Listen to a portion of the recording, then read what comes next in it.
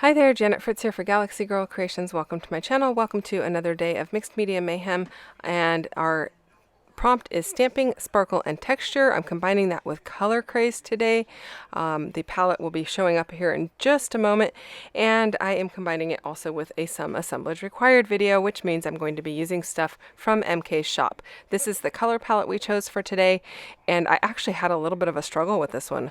I don't even know why, but I am starting out with the browns because I think that was where my photo kind of led me, and I chose this photo because in the photo the adult is wearing a blue shirt. This is the little girl that I take care of and her great aunt, and she was here visiting, and so I wanted to go ahead and document that for her.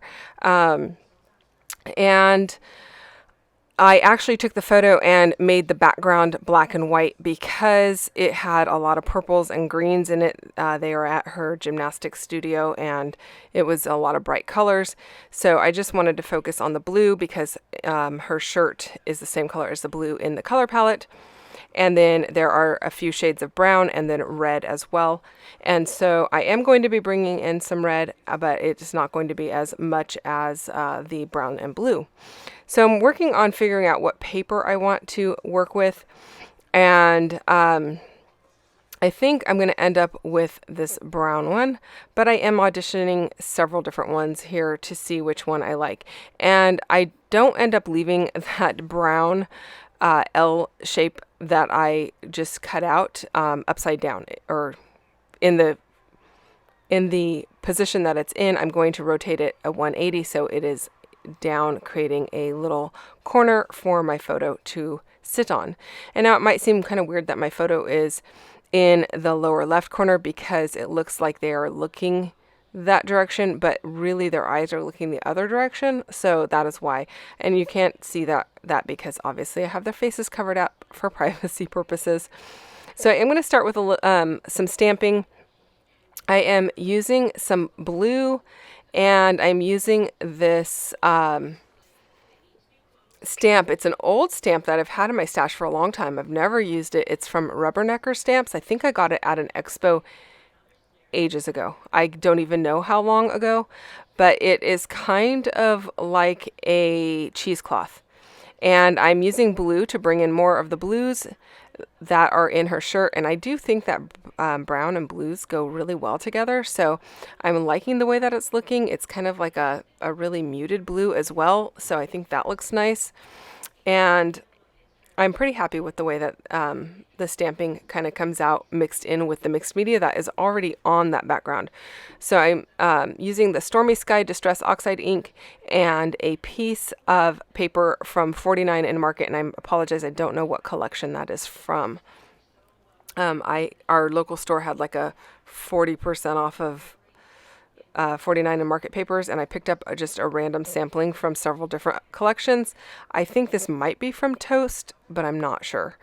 I am pulling out my gorgeous Grunge stamp set from Stampin' Up, and I am using the diagonal lines, and I really like how those are looking. And then I also am pulling in these kind of straight lines because the diagonal lines were a little bit too prominent. I probably chose the wrong color of ink for what I was looking for.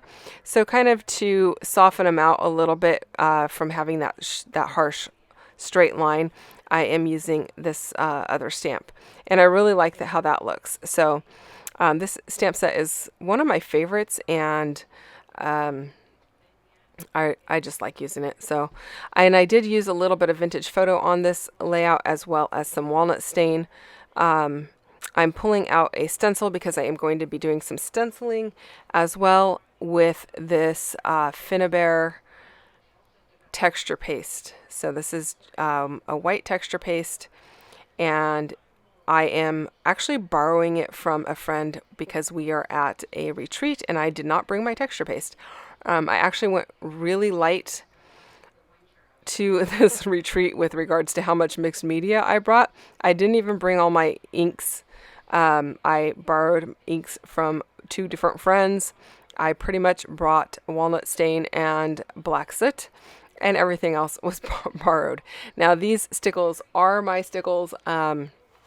And I did bring those with every intention of using them. I thought this kind of gold picked up on the yellow in the bottom paper here, and I know that's not in the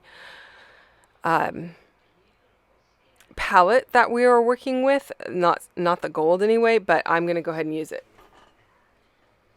I just thought it would kind of pizzazz things up just a bit, and I really like the way that it looks.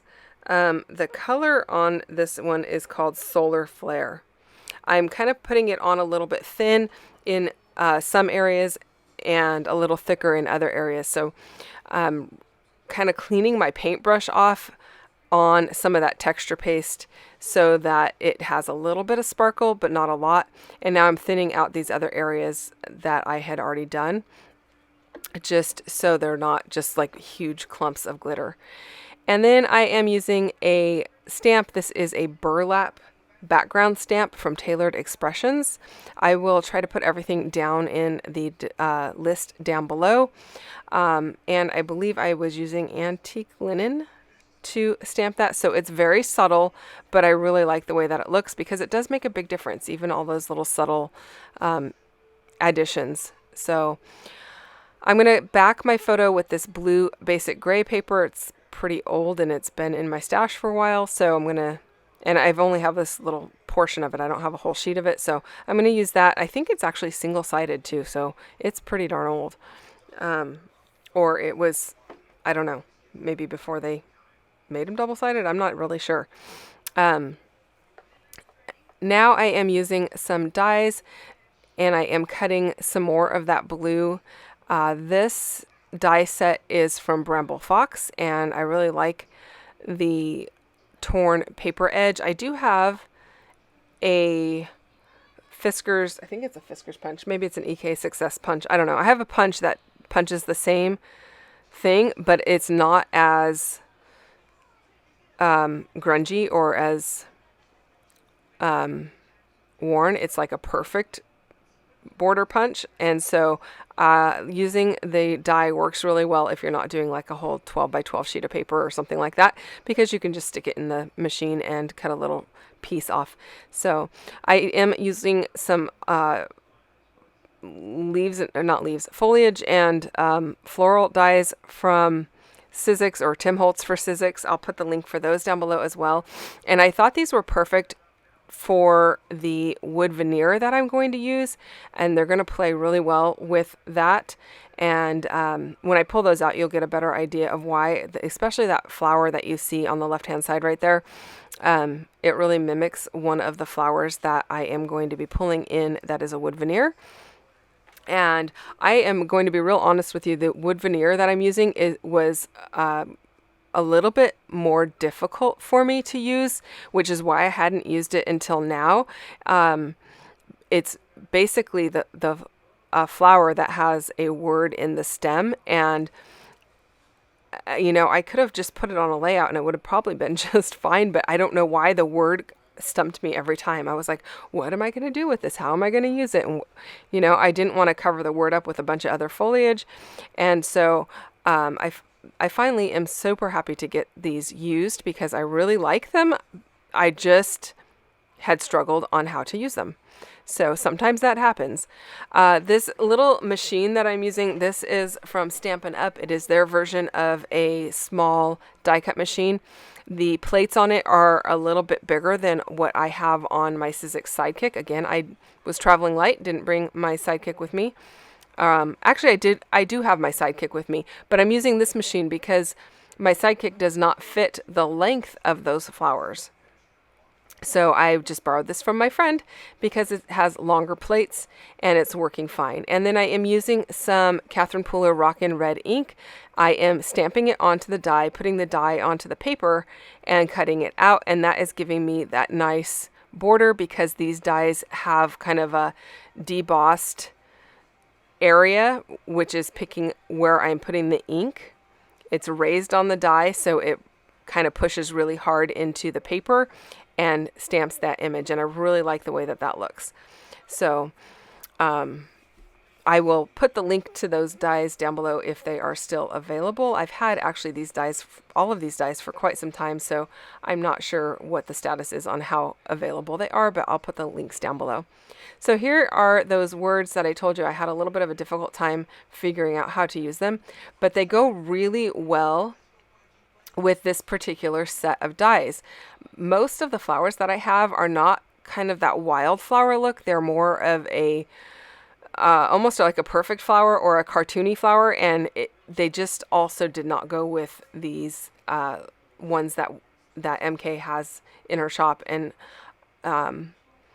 I think this die set, when I was looking through all my dies, it was like the perfect die set. And I went, oh my gosh, I know exactly how I can use these now.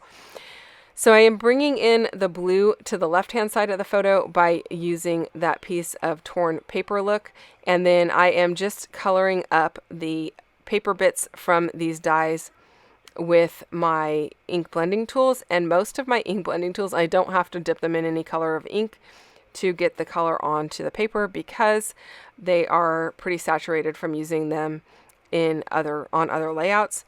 So I'm able to just kind of rub that blue onto there without actually getting it wet again or putting it in ink again. And same with the red. So I'm going to layer up these flowers. I think they look really cute. I chose to use the ones that say family and love on these wood veneer pieces. And I think that works really well because obviously she is family and she loves these kids, and I think they love her too. So I thought that was a good match for this. And I'm just kind of figuring out how to layer my flowers up. I'm using a piece of foam. I have these little foam circular bits. I don't know where they were purchased from.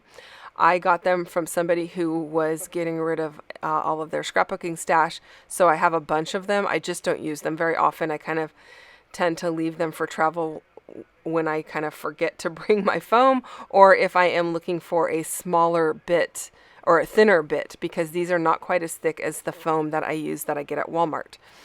Also, these are double-sided sticky, so they work well. I don't have to kind of add any adhesive to them or anything like that. So I'm just adding these little labels in here to bring a little bit of red to each side, and I can write the date and who's in the photo on them. I don't know that there's a whole lot more to say, and if their mom decides she would like to add to this layout, I feel like the bottom right hand area to the right of those flowers would be a great place just to handwrite right on the layout some more detail about her visit. So I feel like I'm also going to be doing another layout with her, with the older of the two girls in it, because one of the reasons she was out here was because the older one was graduating kindergarten, and also to see the new baby and all that good stuff. So I feel like we'll probably end up with another layout, probably a kindergrad layout.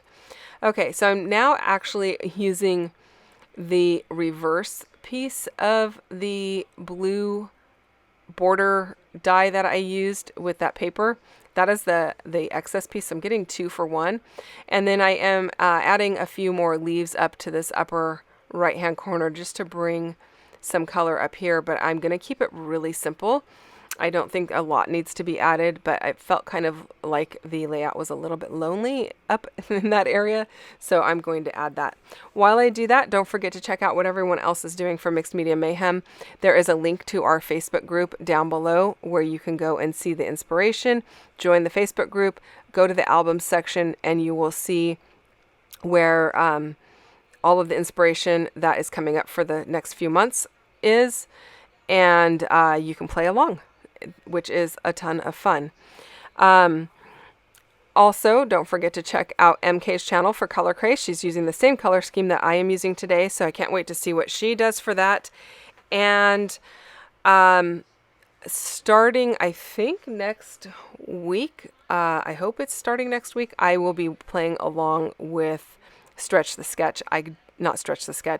30 Days of Sketches. I just happened to forget about it And when I was working on these first few layouts, totally slipped my mind. It was even October. So I am now adding a few more flowers, these open flowers, to these little piles of wildflowers, and I think they're super cute and are going to work well. So I will put links again for those down below so that you can check those out if that's of interest to you. I think they're super pretty, and it's just going to bring a little extra texture to my clusters, and I really like the way that it ends up looking, you guys. I hope you do too. If you do, hit the thumbs up down below, and if you're not subscribed to my channel, I would love for you to subscribe as well. And go and join my Facebook group if you're not part of it already. It's Galaxy Girl Creations, and there's a link down below for that as well, where you will also find I do a couple of lives a month, so you can join in on that fun. Thank you so much for watching. If you have questions or comments, leave them down below. I will get back to you as quickly as I can, and I will see you guys soon. Bye-bye.